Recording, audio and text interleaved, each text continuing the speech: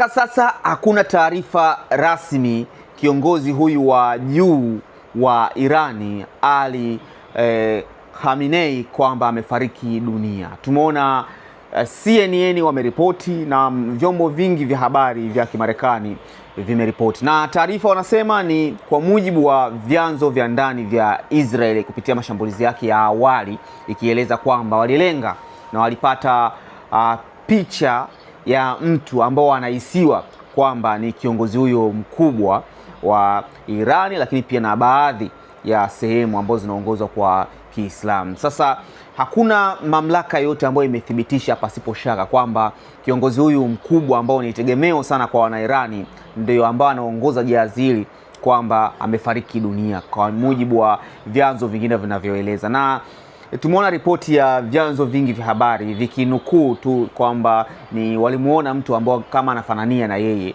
lakini pia tumeona pia kiongozi ama waziri mkuu wa Israeli Benjamin akieleza kwamba anahisi pia kiongozi huyo amefariki. Kwa hiyo hakuna ile final statement au picha yake kama ilivyotokea sehemu zingine. Tumeona Maduro alivyokamatwa na kuteka, muda mfupi tu tulimuona. Na Marekani kawaida yake akitekeleza ama Israeli kwa mujibu wanavyomtafuta au wanavyotaka washinde vita hii mapema, basi ingekuwa ni rahisi sana kuthibitisha ama kuthibitishia umma mwili wake ni huu ama picha zake ni hizi. Ingawa tunadhani kwa upande wa Irani, kwa mujibu wa vyombo mbalimbali vya habari, nasema wanashindwa kumuonyesha kiongozi huyu, ama Marekani na Israel wanafanya hayo yote ili tu kiongozi huyu wa Irani ajitokeze ama aeleze yuko wapi ili lolote litokee. So kumekuwa kuna story nyingi zinaendelea, lakini tukirejea awali, mashambulizi yanaendelea.